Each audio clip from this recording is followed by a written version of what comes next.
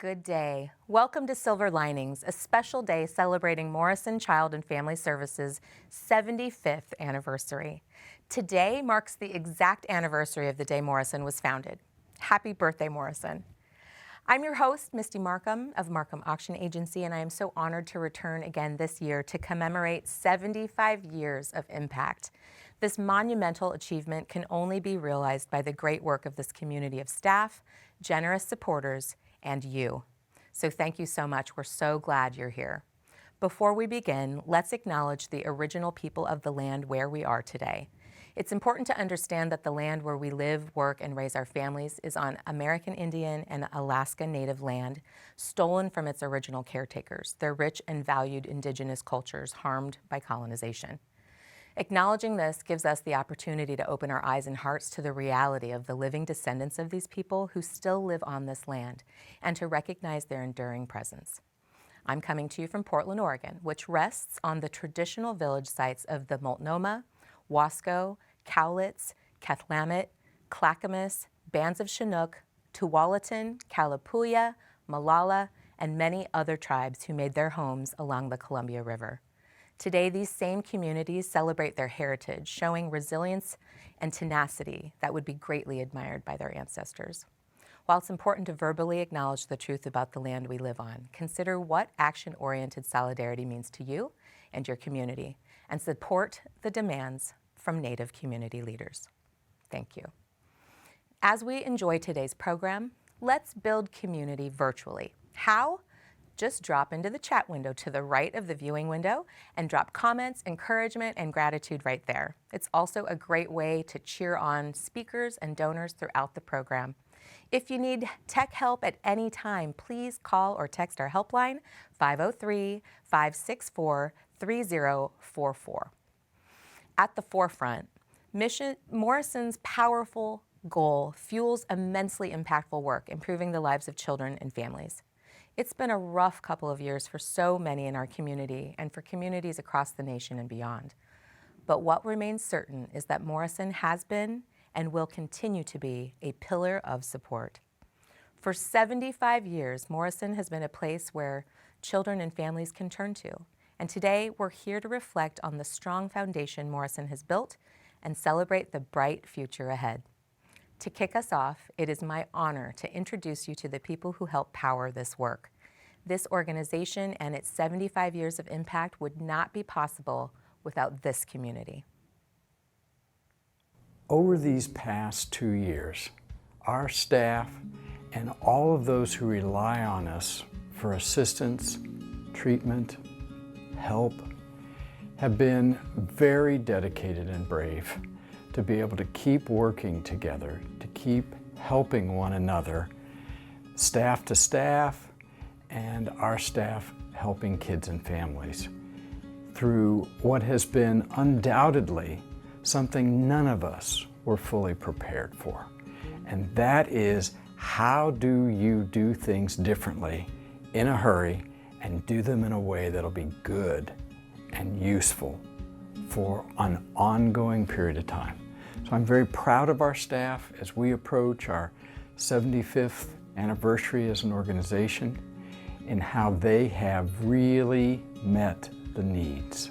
I think Morrison is well positioned to emerge from this chaotic season, aiding in the recovery of Portland and just pushing deeper into the communities of need to really make a difference going forward. If I had to describe Morrison in one word, it would be hope, because it enables us to look beyond what is for something better. I think at the core of Morrison, what we're trying to do is help kids and families overcome challenges and overcome traumas. Created a way to meet the needs of so many different populations and those seeking out help in so many different ways. It is truly an honor to do this work with such amazing humans. We are a caring organization. We care deeply about children and youth and their families. We always stand by what we believe, and we always are standing tall. What Morrison staff does is create connections for folks and help them to feel less alone. It's truly inspiring to see the faces behind Morrison's community. Through an extended pandemic, through a 75-year history, through challenges and triumphs, Morrison has continued to show up for children and families in times of need. What began decades ago by a compassionate group of people committed to providing crucial mental health services for children grew into a robust, wide-reaching organization providing everything from foster care, prevention, education, and critical intensive therapy to mental health and substance abuse treatment and emotional support for thousands of children and families. This was built on the love and dedication of those who came before and fuels everything that comes next. Let's learn more about the roots of Morrison from Ann Morrison McCarthy herself, the daughter of Morrison's first executive director, Dr. Carl V. Morrison. Let me talk for a few moments about our founder, Dr. Carl Morrison. I didn't know him, even though I've been at Morrison for going on almost 25 years. But he was the visionary, along with some other very dedicated community members and fellow physicians that started Morrison Child and Family Services that we know today. It was originally called the Portland Community Guidance Clinic, and it was created to develop services that would address mental health issues for kids. What we've been serving consistently now for the last 9 years that I have been Morrison CEO have been in the 7,000 to 8,000 range. And when you add in all of the siblings and the parents and the grandparents, it's many thousands more that we affect and help each and every year. My name is Ann Morrison McCarthy, and I now live in Southern California, but I grew up in Oregon. My father came in 1947 when I was 2 years old, and he was the founder of the first child guidance clinic in the state of Oregon. In fact, he was the only child psychiatrist in the state for many years.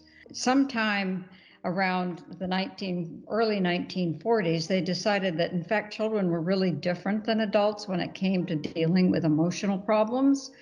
And they decided that they would begin training doctors and healthcare professionals, a whole new subject called care of children, and really focused on that. He really felt that there was a generational problem. If families had problems on different levels, those would be passed down to the next generation and the next generation. And he really felt that they could, with their team working together, they could make an impact on a child's life to make a significant change.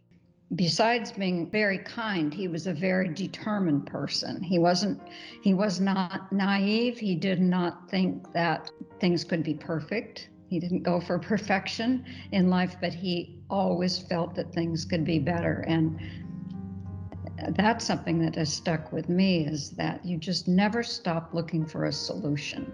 He came at it from all sides. Besides being involved with people in the clinic, he really wanted to have a multimodality approach. His spirit is still in Morrison from the kinds of things that are being done and accomplished there, because he was just that kind of person. He was just a can-do, whatever we can do, we're going to do it, and I'm going to attack it from 6 angles. And it's, I kind of had this image of him when I was growing up, that he was always in his car. He was at his clinic, of course, but then he was at the children's home or the court, or teaching, or with families. And I had this vision of him, even though I wasn't there, of him being very active. He was he wasn't going to sit in his chair and nod. That he wasn't that kind of a therapist at all. He was proactive and looked for every angle that he could build on. Build on the positive is what he always said. If you don't have very many positives, everybody has a positive. Everybody has something within them that you can highlight and help them feel good about, and then they can build ladders from there. And then And then their ladders are only going up. And that's just was his attitude.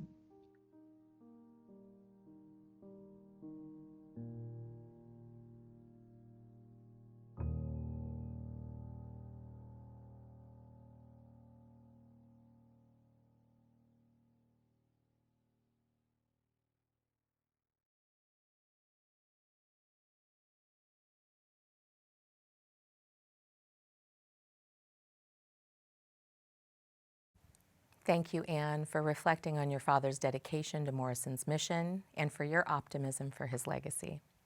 Morrison remains dedicated to a future where all children, youth, and families are safe, connected, and thriving. CEO Drew Henry McWilliams joins us now to speak more about what guides Morrison as they continue to build on 75 years of a foundation.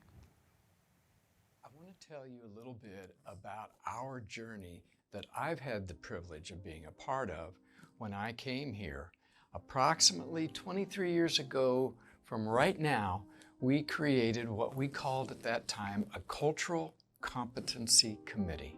And this was a group of dedicated staff across the organization at that time to hone in on understanding the ways we were and weren't meeting the needs of some clients from different backgrounds than staff at that given time, or that particular staff member, or this particular team. And so we grew in seeking outside consultation, in doing readings, in going to some workshops, and in having some honest dialogue with one another. We revised the name of the committee to the Diversity Advisory Council, to be a group of staff that actually put their thoughts, ideas, and inspiration into recommendations to those of us leading the organization, so that they had say in guiding those of us in leadership positions. Flash forward to today, and these last couple of years, we now call that committee the Equity Advisory Council. And we have a full-time Vice President of Equity, Inclusion, and Sanctuary. One of the most important things I want to say today on behalf of our staff and our agency is that equity and inclusion needs to be our North Star in how we operate, how we serve kids and families in our agency. And let's face it, our agency is people. It's staff who are dedicated to helping other people, kids and families in our community and in our state.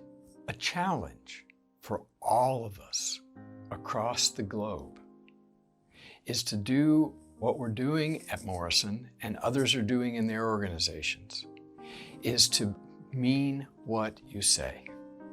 And we have an equity and inclusion policy.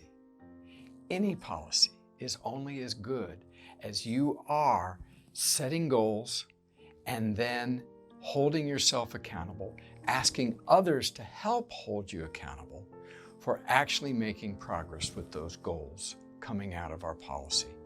So we have a very dedicated group of staff in our Equity and Inclusion Department and in our Equity Advisory Council who are doing just that. And part of that is challenging those of us in leadership roles to make sure we're making the kinds of changes they're seeing us need in both our hiring and how well we support staff of color, support staff with issues that they have been marginalized as individuals in the community historically in this country, to be able to be making progress in how we go about serving and how we go about supporting one another as staff.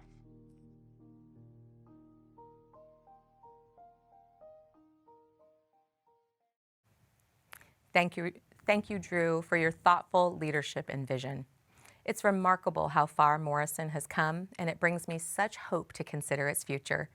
The impact this community has, past and present, moves us forward. Morrison's innovative programs focus on working families and communities to make a positive difference in each child's life. The emphasis on prevention and early intervention improves the prospects for many children who might otherwise face extensive challenges in the future. Let's learn more now about Morrison's infant and early childhood programs and how this unique and important programming impacts the course of a child's life. Sometimes people only think about what Morrison Child and Family Services does for treatment. Prevention has been for quite a long time an important value and direction for Morrison as well. We work with young children, with those that have just been born, which means we're really working with the parents of those young kids. And so our prevention programs that you will see about our infant and early childhood program are our mental health consultants who go out to area Head Starts and large child care centers. And they're working with the staff of those other agencies and the parents of those young children whenever anyone is a little bit concerned or worried about the behavior or whatever might be going on for that child. Hi, my name is Kitty Carter, and I'm a division director with Morrison, and I oversee our early childhood programs.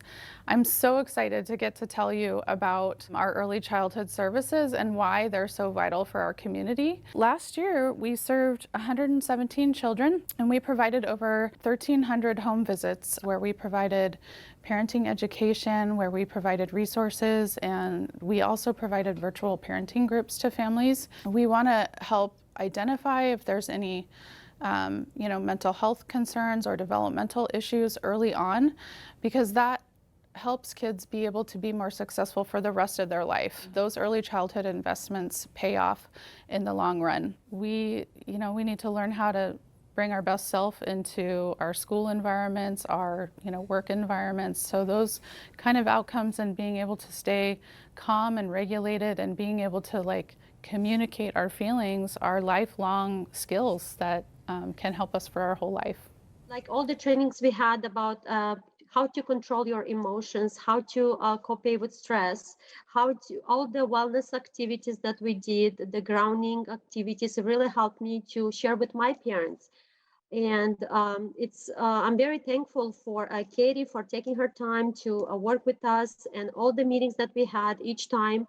It was like new information that I will absorb and give it to my families and to that has kids.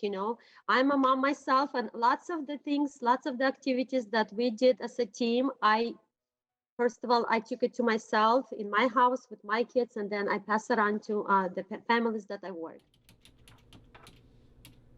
It's because Morrison Listos para Aprender, I have the opportunity to work with Hispanic community, and I can bring educational support and services in their own language. I am happy to see the positive change this program brings to each of these families I work with, and I am grateful to be a part of it. Matemáticas y cosas, no era emocional. Y la educación emocional, cuando tú te das cuenta que el hijo abre más su mente, se abre más al aprendizaje, porque no tiene esos miedos, porque no están esos gritos, porque hay confianza entre mamá y hijo, hay esa comunicación. En una ocasión estábamos leyendo un libro con Abigail y mi hija no sabía leer. Pero habíamos hecho por práctica algunas recomendaciones y yo le empecé a formar palabras y de repente ella empezó a leer muy pausadamente, pero estaba juntando las palabras y las letras. Realmente me ha beneficiado mucho porque ahora sé que tenemos, como latinos, tenemos derechos a grado académico en el caso de los niños, y también podemos recibir una educación de alta calidad. Entonces, es por eso que le agradezco a la maestra Nelly Contreras el que me haya invitado a este programa de Listos para Aprender. I get the opportunity to help a lot of families, a lot of children. I think I make a difference. Sometimes they don't qualify for preschool, but they go to, when they go to kindergarten, I get to see a lot of children and help them. And when a child has a delay, we can refer them to a program that can help. Yeah, it's amazing. I really love the work I do. And so we need to learn how to communicate and to bring our whole selves and really try to understand one another, we can have a huge role in preventing, any developmental, delays or developmental issues or concerns, any mental health concerns that can get identified early on are going to help those kids be more successful. Early childhood services, from my perspective, are also a very good investment because it costs society less money to do those early investments, because these are kids who otherwise maybe would have ended up, living on the street, or would have ended up using substances, maybe would have ended up incarcerated or involved in the child welfare system. And so if we can get in there and teach these kids and families skills, help them get connected with resources is a big part of it sometimes. And so if anybody wanted to make a contribution and think where they are going to have the biggest bang for their buck, early childhood is where it's at. And it's my pleasure right now to introduce our Muriel and Marvin Goldman Award special honoree, the Edgefield Children's Guild, for their incredible, long-standing support of Morrison's youth and families. Although the Guild has retired formally its services, we are so excited to acknowledge their continued commitment to this organization and community over the past few decades. It is an honor to celebrate you today on the 75th birthday. Let's learn more. I want to introduce to you an award we created that honors Muriel and Marvin Goldman. These were long-standing advocates for kids' needs and issues. And soon after their passing, we started this award at Morrison for a variety of reasons. Muriel served 2 6-year terms as a board member of Morrison and 2 terms as a board chair. And it wasn't just Morrison she helped and served.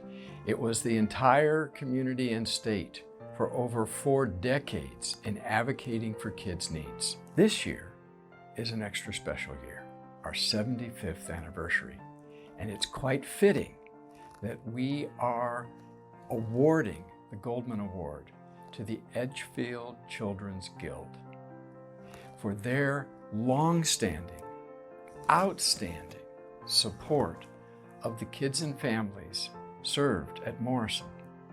Not everyone realizes that Edgefield Children's Services was its own unique agency that years back merged into Morrison Child and Family Services. So Morrison had a residence for troubled children out in Troutdale near Edgefield McMenamins. And those children were from all over. I remember one was from Alaska. I used to live in Alaska. It was interesting. The way the guild started was a lady saw those children from that residence at a nearby park, and they were with their caregiver, and she asked about them, and she was told that they were troubled children and they really were needy. They had hardly anything when they came. And so she got some ladies together and started the guild. And it went on until last year. And when I found out about the children and the dysfunctional homes in most cases that they came from, it really struck your heart to think about it. Mm-hmm. I myself had 5 children, 10 grandchildren, and soon to have 10 great-grandchildren. So I knew how blessed I was and my families.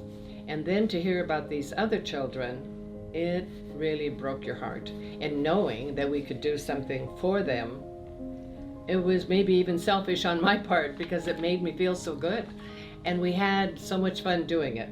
We really made quite a bit of money for the organizations and did it through fun things like fashion shows, which most of us took part in. We had a lot of fundraisers, but we had a lot of fun having the fundraisers. And one thing that Ellen referred to, the fashion show, I think that's the one that I always enjoyed a lot.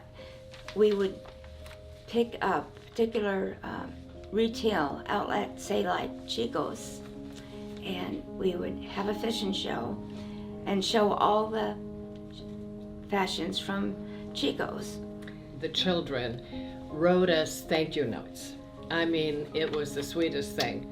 The representatives from Morrison or the other centers would bring these notes to us. We'd pass them around at our meetings. Oh, yeah. And it was really sweet. It's been a great 20 years for me, and I was glad and very proud of the Morrison Center for the work that they've done for these past 75 years.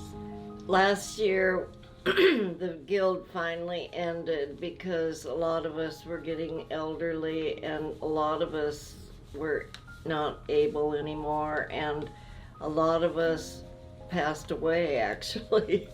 And we remember all those women that really helped too, and I could name names but I won't because that'd take too long.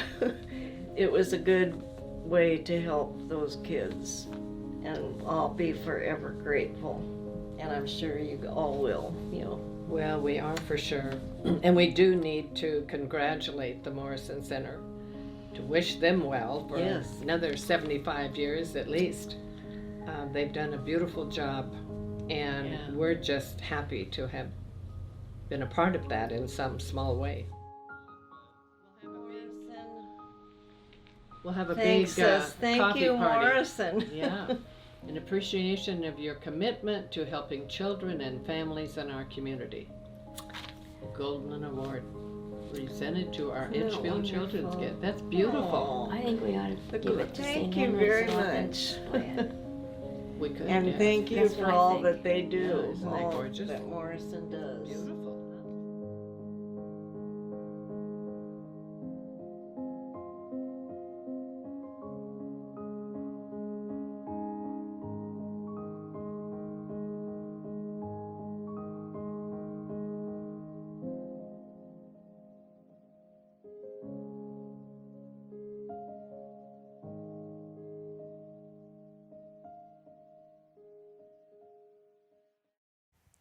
Thank you to the Edgefield Children's Guild for your incredible commitment.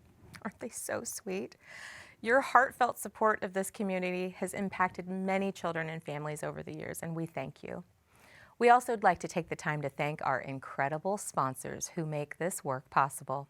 Thank you to our presenting sponsor, PCC Structurals, Platinum sponsor, an anonymous sponsor in honor of past and present Morrison board members. Congratulations on 75 years. Gold sponsors, Care Oregon, Davidson Benefits Planning, Durham and Bates, Ferguson Wellman Capital Management, and Pacific Office Automation and Zidell Companies. Our silver sponsors, thank you to Columbia Bank, Endeavors, Mall Foster and Elongi, Miller, Nash and Slalom. To our bronze sponsors, thank you, Beneficial State Bank, CDA Inc., Coastline Public Relations, EMA Architecture, Greenbridge Investment Management, Jan Pro Cleaning and Disinfecting, Hoffman, Stewart and Schmidt PC, Jones, Lang, LaSalle, Kaiser Permanente, Northwest Capital Management, On Point Community Credit Union, Stevens IS, and the Harold and Arlene Schnitzer Care Foundation. Thank you, Jordan. Friends of Morrison, we'd like to thank Adperance, Anastasia Salon, Ednetics, NetSmart, and Securitas Inc. Thank you so much. The support from sponsors, donors, and community members is incredibly inspiring, so thank you all so very much. Looking back at what this community has built together over the years has been really inspiring, and we're so excited to enter the next chapter of Morrison history with you. Your support has enabled Morrison to take their vision further than ever thought and ever before. Let's learn more about supporting this future. I am grateful to Carrie Timchuk, who is the Executive Director of the Oregon Historical Society and a former Morrison Child and Family Services board member. We were meeting about 3.5 years ago, and I asked him after he offered, what about having for our 75th anniversary a display within a section of the Oregon Historical Society? And I jumped at the chance because he said, in fact, 3 years' notice is exactly what you need. Start gathering all the historical information you can, and if we can help, he said, we'll help you. So, flash forwarding to today, we have started an exhibit that is in existence as I speak to you today. It started on February 18th and it's going through April 20th at the Oregon Historical Society. And we've got a section where we show that history of our 75 years. So if you're so inclined, go down and participate and see the rest of the museum as well. Thank you.